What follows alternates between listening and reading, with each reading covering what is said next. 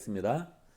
오늘 말씀은 이사야 49장 13절에서 26절입니다. 14절에서 26절입니다. 이사야 49장에서는 종의 노래 두 번째 노래가 그렇게 시작되고 있었습니다.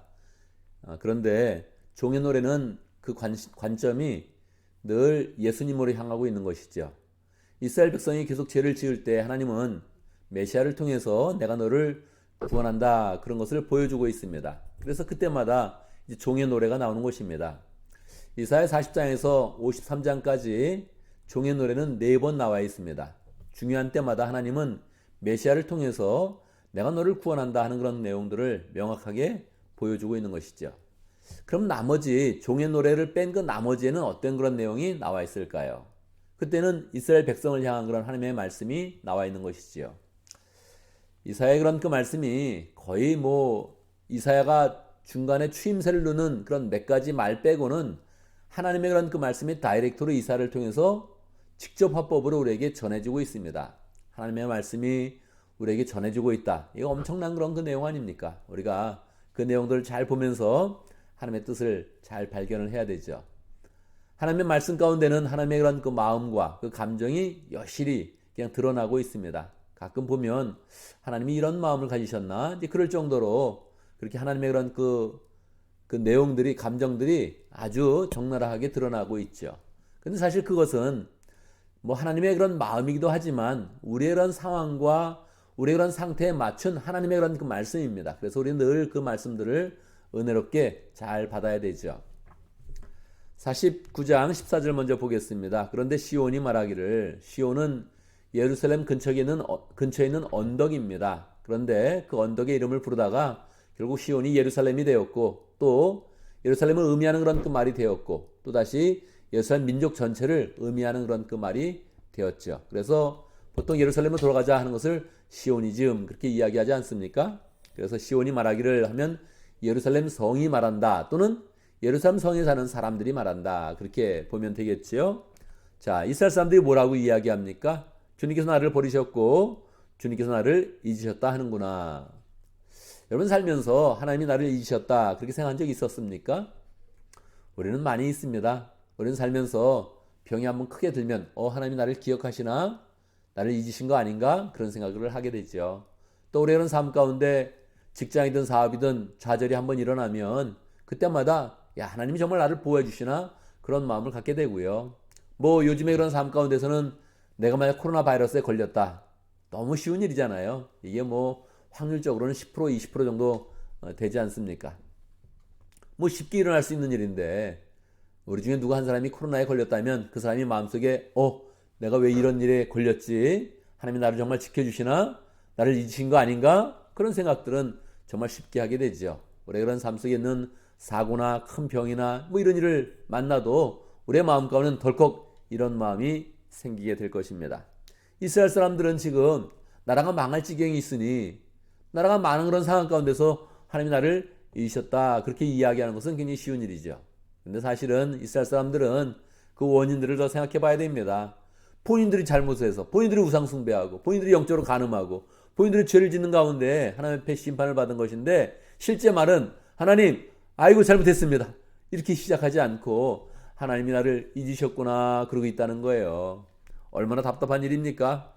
하나님이 이런 사람들에 대해서 뭐라고 이야기하실까요? 15절, 어머니가 어찌 제 젖먹이를 잊겠으며 제 태에서 나온 아들을 어찌 긍휼히 여기지 않겠느냐. 비록 어머니가 자식을 잊는다 하더라도 나는 절대로 잊지 않겠다, 그렇게 이야기하는 겁니다. 여러분, 이게 얼마나 은혜로운 그런 말씀입니까? 어머니가 젖먹이를 잃지 않는다는 거예요. 근데 혹시 그런 일이 있더라도 나는 절대 나의 그런 백성을 잊지 않겠다, 그렇게 얘기하는 거죠. 우리는 늘 영적인 그런 이스라엘로 굳게 서야 됩니다. 하나님이 이스라엘 향해서 말할 때마다 내가 원래 영적인 이스라엘 백성이지, 그런 마음으로 주님의 그런 그 말씀을 잘 받아야 되죠. 보아라 예루살렘아, 시온아, 이렇게 이야기했던 것을 그대로 이야기하는 것이죠. 이제 성에 대해서 이야기하는 것입니다. 우리의 그런 사업터에 대해서 이야기하는 것이고, 우리가 사는 이곳에 대해서 이야기하는 것이죠. 미국아 들어라, 그렇게 이야기하는 것이죠. 항구가 들어라 이렇게 이야기하는 것입니다. 내가 내 이름을 내 손바닥에 새겼고 내 성벽을 늘 지켜보고 있다. 예루살렘 성은 지금 어떤 상태입니까? 지금 막 무너지고 있는 그런 상황입니다. 그런데 하나님은 사실은 지켜보고 있다는 거예요. 그리고 내 손바닥에 너를 새겼다 이렇게 말씀하는 것입니다. 너를 건축할 사람들이 곧 올 것이니 너를 파괴하는 사람과 황폐하게 하는 사람이 너를 곧 떠날 것이다. 실제적으로는 막 무너뜨린 사람이 있는 거예요. 성을 공격해서 무너뜨리고 파괴하는 그런 사람들이 많이 있는 것인데, 그런데 하나님이 말씀하는 거예요. 그런 일이 있다 할지라도 내가 너를 잊지 않겠다. 내가 너를 잊지 않고 다시 긍휼을 베풀고 은혜를 베풀면 성을 건축하는 그런 사람들이 다시 돌아올 것이다. 그런 일이 일어났을까요? 정말로 일어났죠. 정말로 포로 잡혀갔던 사람들이 돌아와서 성을 건축하는 겁니다. 실제로 느헤미야가 성벽을 중건해서 사람들을 독려하는 그런 가운데 함께 열심히 성을 이렇게 중건해서 완성을 시켰지요. 내 눈을 들어 주위를 둘러보아라. 내 백성이 모두 모여 너에게로 온다. 한번 포로 잡혀갔을 때 그게 거리상으로는 1500km 정도 그렇게 떨어진 곳인데 1500km를 포로로 끌려가게 되면 그 나라에 다시 돌아오겠다. 어떻게 생각할 수 있겠습니까? 전혀 생각하지 못하고 뿔뿔이 흩어지는 것인데 실제로는 돌아오게 된다는 거예요. 나 주가 내 삶을 걸고 맹세한다. 하나님의 그런 생명이라는 것이 우리의 생명과는 다르게 그 자체가 영혼 아닙니까? 하나님이 하나님 스스로를 걸고 하나님의 생명을 걸고 삶을 걸고 맹세하는 겁니다. 신부가 폐물을 몸에 치장하고 자랑하듯 너는 내 백성을 자랑할 것이다. 예루살렘 성에 하나님의 백성들이 돌아오고 그 성에 있는 사람들이 막 사는 그런 가운데 그것이 마치 신부가 치장을 한 것처럼 폐물로 치장한 것처럼 이 성의 사람들이 많아서 그 성 자체가 의인화가 되어서 이제 자랑을 하게 된다는 거예요. 내가 내 땅을 쳤고 왜요? 죄를 졌으니까 우상 숭배했으니까 황폐하게 하였고 파괴하였지만 하나님이 직접 허락하신 것입니다. 이 죄악을 씻어내기 위해서 그들이 죄로부터 돌아오게 하기 위해서 그들이 우상을 섬기지 않고 하나님께로 돌아오게 하기 위해서 하나님이 직접 심판하셨다는 거예요. 그런데 이제는 백성이 너무 많아서 내 땅이 비좁다. 너를 삼키던 사람들은 너에게서 멀리 떠날 것이다. 사람들이 다 돌아오니까 예루살렘에 하나님의 백성들로 가득하게 될 것이다. 그렇게 말씀하고 있는 것입니다. 22절로 가겠습니다. 주님께서 이렇게 말씀하신다. 내가 뭇 민족을 손짓하여 부르고 뭇 백성에게 신호를 보낼 터이니 그들이 내 아들을 안고 오며 내 딸을 업고 올 것이다. 정말 포로로 돌아오는 그런 포로에서 돌아오는 백성들의 그런 마음에 기쁨이 있었던 것이죠. 아들과 딸을 데리고 돌아와서 하나님이 약속한 그 땅에 다시 거하는 그런 즐거움이 너무너무 컸던 것입니다. 왕들은 내 아버지처럼 될 것이며 왕비들은 내 어머니처럼 될 것이다. 왕들과 또 왕비들이 있어도 서로 격의가 없이 서로 하나 되어서 하나님의 백성으로 서로를 신뢰하면서 존중하면서 아름다운 그런 삶을 살게 된다는 것입니다. 이러한 모든 일들은 어떻게 가능한 것입니까? 49장 23절 그때 너는 내가 주인 줄 알게 될 것이다. 하나님의 그런 긍휼이 다시 베풀어졌을 때 그들이 죄를 졌음에도 불구하고 하나님이 용서해 주시면서 메시아를 보내주셔서 죄를 하나님이 용서해 주시고 그리고 그들이 다시 하나님의 축복을 다시 받게 될 때 그때서야 비로소 정말로 하나님께서 참 하나님이신 것을 알게 된다는 것입니다. 계속 그 이야기가 반복되어서 49장 26절에 보면 너를 억압하는 자들로 서로 쳐죽게 하고 새 포도에 취하듯이 저들끼리 피를 나누어 마시게 하고 취하게 하겠다. 그들 쳐들어온 사람들 너무 강대국이어서 아무도 건들지 못할 것 같은데 그들이 서로 취하게 되고 서로 피를 마시는 그런 존재가 되어서 서로 망하게 된다는 거예요. 그리고 나면 모든 사람이 나 주가 내 구원자요 내 속량자요 야곱의 전능자임을 알게 될 것이다. 그래서 하나님께서 죄악이 있었던 그런 이스라엘 백성을 향해서 죄를 심판하실 때 하나님의 그런 그 사랑의 마음을 끊지 않으시고 계속 구원의 손길을 펼쳐서 결국 그들의 모든 삶을 다 회복시켜 주시고 온전케 하시면서 하나님이 참 하나님 되심을 그 백성들 가운데 나타낸다는 것입니다. 우리의 그런 삶을 돌아보면 우리가 잘못이 있을 때에도 하나님께서는 계속적으로 우리의 그런 잘못을 용서해 주시고 다시 세워서 우리의 그런 삶을 통해서 하나님이 우리의 그런 하나님 되심을 나타낸다는 것이죠.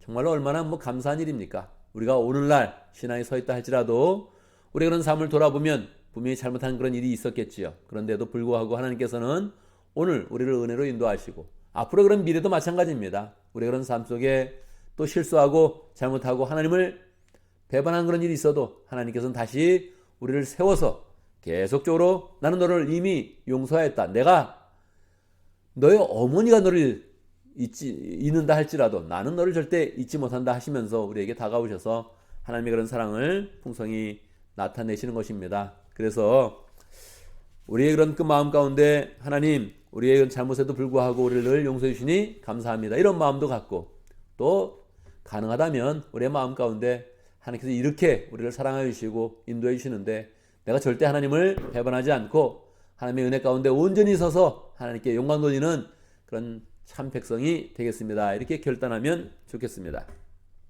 오늘도 말씀 가운데 기도 제목을 붙잡습니다. 우리가 구원의 하나님을 잘 알고 하나님을 잘 믿는 그런 가운데 하나님과 풍성한 그런 관계를 잘 맺을 수 있도록 우리의 부모님이 우리를 잊는다 할지라도 절대 잊지 않으시는 그 하나님의 사랑을 우리가 잘 깨달으면서 하나님과의 관계를 풍성히 하고 하나님을 잘 신실하게 믿는 복된 삶을 잘 살아갈 수 있도록 함께 기도합니다. 오늘도 목장을 위해서 기도하는데 티와나 목장을 위해서 기도하겠습니다. 김신철 목자님, 문혜미 목녀님, 그리고 목원들과 조용훈 송사님 위해서 함께 기도하겠습니다. 목장은 참으로 든든한 것이지만 또 한편에서는 참으로 약한 것입니다. 이게 이스라엘의 그런 모습이 그대로 드러나 있지 않습니까? 그래서 목장의 이름을 부를 때마다 우리는 두 가지 마음을 동시에 항상 갖습니다.